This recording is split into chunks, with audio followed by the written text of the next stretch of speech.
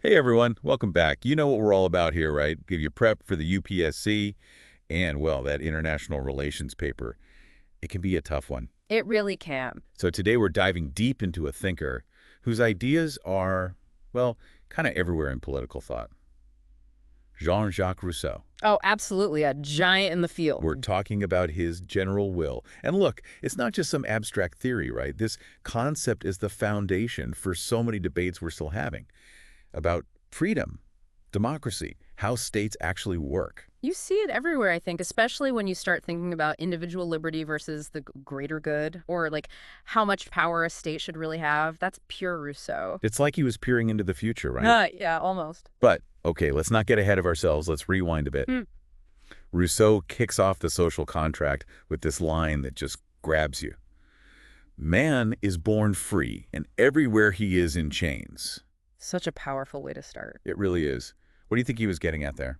Well, it instantly highlights this tension, this core tension that Rousseau saw in society. On the one hand, we have this inherent freedom, right? But at the same time, we're surrounded by all these things, these structures and pressures that limit us, power structures, social expectations, even our own desires. So those chains he's talking about, they're more than just like literal laws and rules. They're all these invisible forces that shape the choices we make. Exactly. For Rousseau, those chains represent anything that prevents us, either as individuals or as a society, from reaching our full potential. It's not just about physical constraints. It's about all the things, visible and invisible, that hold us back from true freedom. I'm with you. Okay, but then how do we break free if we're all chained up, as he puts it? Is that where the whole general will thing comes in? Exactly, it's the key. Aligning ourselves with the general will, for Rousseau, is the path to true freedom. And this freedom, it's not quite the same as what thinkers like Hobbes or Locke were talking about, right? No, not exactly. Hobbes and Locke, they were very focused on individual liberty, escaping what they called the state of nature, protecting individual rights from, well, pretty much everyone, including the state. So Rousseau's idea of freedom, it's a different flavor. What makes it so special, so unique? Think of it this way. Hobbes and Locke, they emphasize individual liberty, but Rousseau goes further. He envisions a society, a kind of ideal, where individuals choose to act for the benefit of everyone, even if it means sometimes setting aside their own immediate desires. So it's less every man for himself and more about thinking about the collective good. Yes, exactly. That's a great way to put it. But before we go any further, let's clear up something that I think trips a lot of people up. What exactly is the general will? This is just like whatever the majority wants, a simple majority vote. That's where things get really interesting, and it's a really common misunderstanding, especially, I'd say, for those of you prepping for the UPSC. It's a big one, yeah. The general will, it's not just adding up votes or going with the loudest voices in the room. It's something higher, in a way. It's about what's truly best for the entire community, the common good, even if some individuals might disagree. So it's more of a guiding principle then, like a North Star for making decisions. Exactly. It's about rising above those individual desires and aiming for something that benefits everyone in the long run. Understanding that what's best for the community might not always align with what I personally want at this very moment. I see, I see. But then, if it's not a majority vote, how do we even figure out what this general will is? Who gets to decide that? Well, that's where Rousseau brings in this fascinating figure, almost mythical, really, the legislator. Okay, who is this guy? It's not just your average politician, that's for sure. Think of it more like a visionary leader, someone who can see beyond the immediate issues and understand what's truly best for everyone in the long run. Someone like, say, Lycurgus of Sparta. So not someone you'd run into at your local polling station.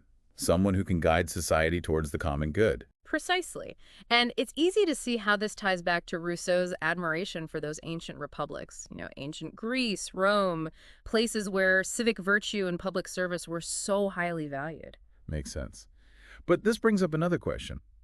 What did Rousseau think about the kind of representative democracy we see in most places today?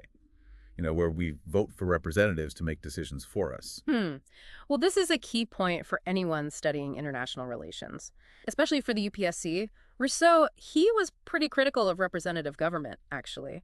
He argued that it really only gave people an illusion of freedom because they were participating indirectly through these elected officials. So he wasn't a fan of parliament and voting and all that. Not Not really. He worried that this separation from the actual process of lawmaking actually undermined true freedom.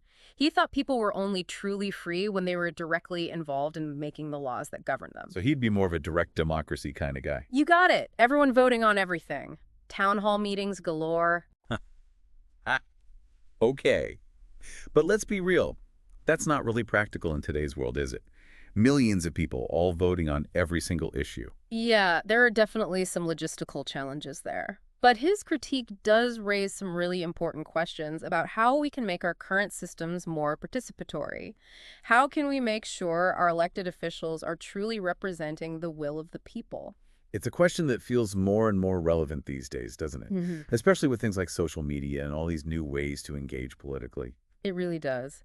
And that brings us to, well, I think the most controversial part of Rousseau's theory, this idea of being forced to be free. Oh yeah, that one. Sounds like a contradiction, right? How can you force someone to be free? It does, doesn't it? And it's definitely where Rousseau really pushes the boundaries of political thought. It's why he's still debated so much today, even centuries later. And it's why we're going to pick up right here in part 2 of our deep dive. We'll unpack this idea of forced to be free. We'll explore how it connects to different types of liberty and why Rousseau's ideas are still so relevant even in today's world. So make sure to stay tuned for part 2, everyone. We're just getting started. And trust me, you don't want to miss what comes next. Welcome back, everyone. So before the break, we were talking about Rousseau's forced to be free idea. A real head-scratcher. Especially, when you think about it in terms of international relations and how states operate on the global stage. Like, it raises all these questions. Yeah. About sovereignty, intervention, the limits of power. Oh, for sure. And to really understand it, I think it helps to connect it to something else. Another big name in political thought, Isaiah Berlin. Oh, Berlin, yes. Can't talk political philosophy without bringing him up, right? Right. But for those who might need a quick refresher, could you maybe break down his ideas on liberty? Absolutely. So Berlin, he made this famous distinction between two types of liberty. Positive liberty and negative liberty. Really important concepts for any UPSC aspirant, by the way. Oh, yeah, for sure. You got this down pat. Okay, so negative liberty, that's basically freedom from external constraints. It's about the absence of interference in our actions. Think of it as basically being left alone to do your own thing. Okay, got it. So, hands off, let me live my life. Exactly. Now, positive liberty, that's a little different. It focuses on the freedom to act in accordance with your higher self, to fulfill your potential, even if that means, well, having some external structure or guidance. So negative liberty is about freedom from restrictions, and positive liberty is about freedom to become the best version of yourself. Boom. That's a great way to put it. And when we apply this to Rousseau's forced to be free idea, well, it starts to make more sense. Because Rousseau, he's definitely leaning more towards positive liberty. He's saying that sometimes even those things that look restrictive, those measures, they can actually help people. They can help us achieve a higher level of freedom, even if we don't see it that way at first. So it's not about just blindly following rules, right? It's more nuanced than that.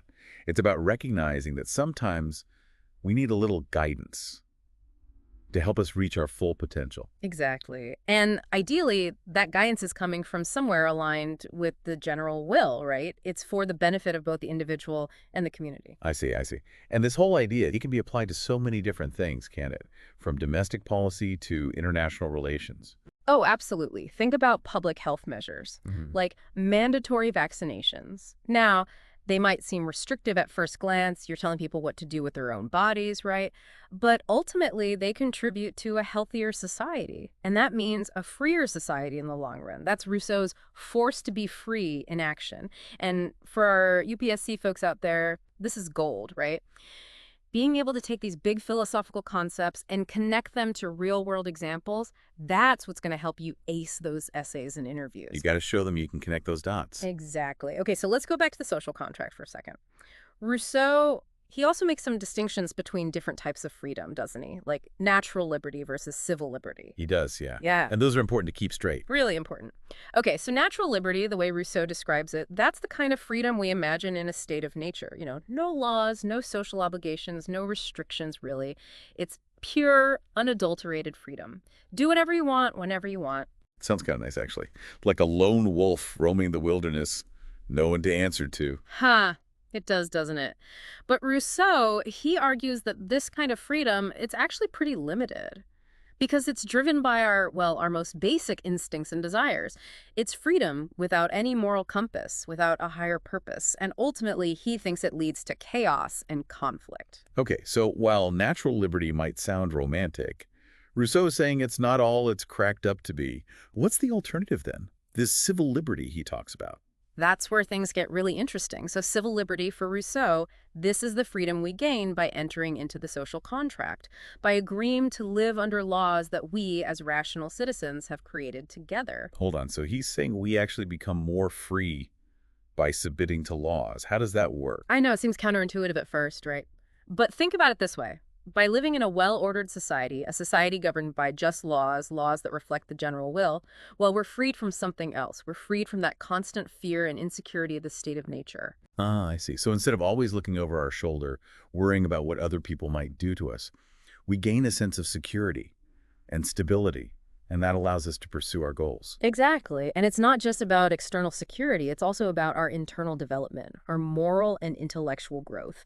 That kind of growth, that flourishing, it's just not possible in that chaotic world of pure natural liberty. For Rousseau, this is true freedom. Freedom that's both individual and collective.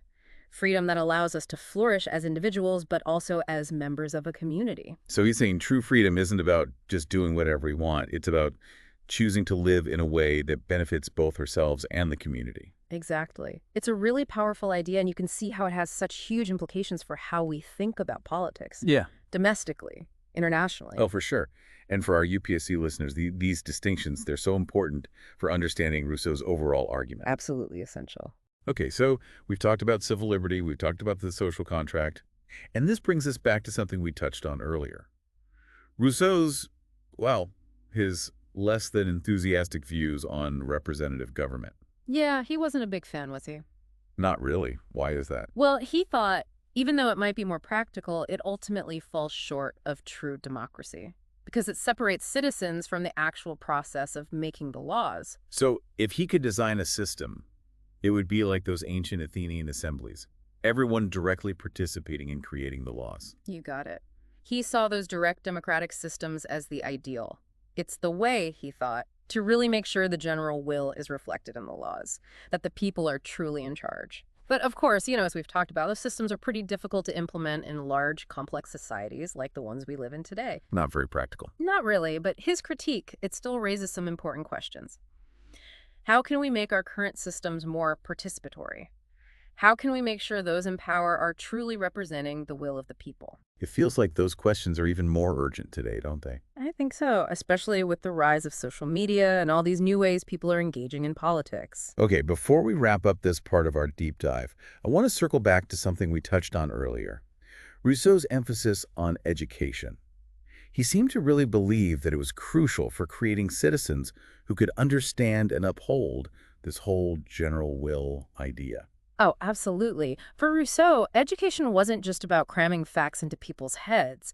It was about shaping citizens. Citizens who were virtuous, engaged, people who understood their responsibilities to the community. It wasn't just about individual achievement. It was about preparing them for something bigger. Exactly. He believed education should foster knowledge and skills, for sure, but also civic virtue, moral character, a deep love for one's country.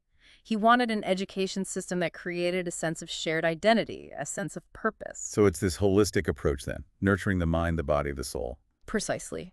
He saw education as transformative, something that could elevate individuals and ultimately create a more virtuous and harmonious society. It's a beautiful vision, and one that still resonates today, doesn't it? It really does. As we grapple with, what is the purpose of education? What role should it play in shaping a just and equitable society? Big questions. Big questions, yeah. Okay. I want to leave everyone with a question to think about before we move to our final part. So Rousseau believed that aligning ourselves with the general will is the key to true freedom, right? But what happens when people disagree about what the general will actually is? How do we resolve those conflicts? How do we create a system that respects both individual rights and the needs of the community? That's the million-dollar question, isn't it? It really is. No easy answers there. But Rousseau's work, it gives us a framework to think about it. It reminds us that freedom isn't just about the absence of constraints. It's also about our ability to participate in shaping those rules that govern us, to work together towards a shared vision of the good life. And on that note, we'll take a quick break. We'll be back in a few minutes to wrap up our Rousseau deep dive. All right, and we're back. Rousseau, Rousseau, Rousseau. So much to think about. I know, right? It's a lot to unpack, all these ideas about the general will and freedom and the role of the state. It really gets you thinking. But that's kind of the point, isn't it?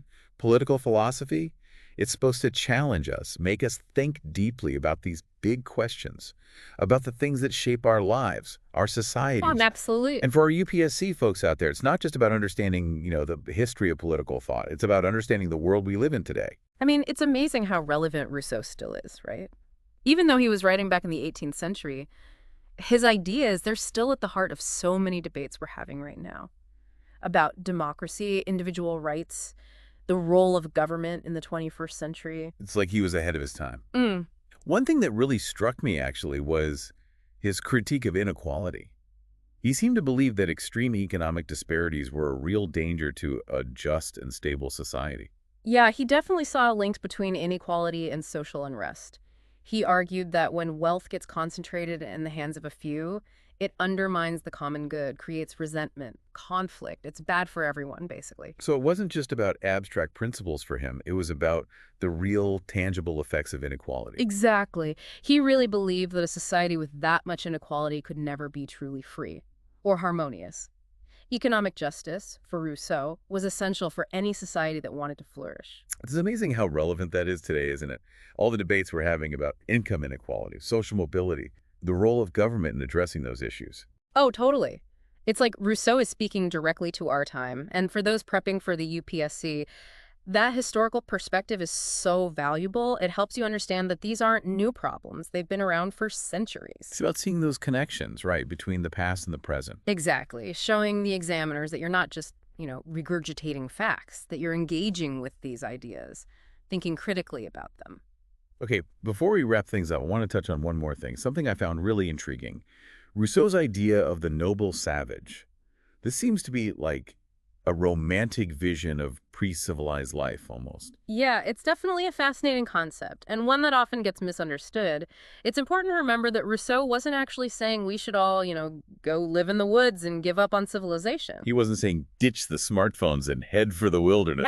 No, not exactly. Well, The noble savage, it's more of a critique, really. A critique of what he saw as the corrupting influence of civilization. so it's more of a thought experiment, a way to highlight the ways that society can sometimes, mess with our natural inclinations. Exactly. He argued that in their natural state, humans are inherently good, compassionate, self-sufficient. So it's like a reminder then, a Yeah. reminder of our potential for goodness. And a challenge maybe to create a society that brings out that goodness instead of crushing it. I like that, yeah. A reminder and a challenge. It definitely speaks to a lot of concerns we have today, doesn't it? About the environment, consumerism, the search for a more, a more authentic and meaningful way of life. It really does. Okay, so as we wrap up this deep dive into Rousseau's world, I think it's worth stepping back for a second, looking at the big picture. His ideas, the general will, freedom, the social contract, it can all seem very utopian, can't it? Even impossible to fully achieve. It can, yeah. But that doesn't mean they're not important. They're still powerful and still relevant.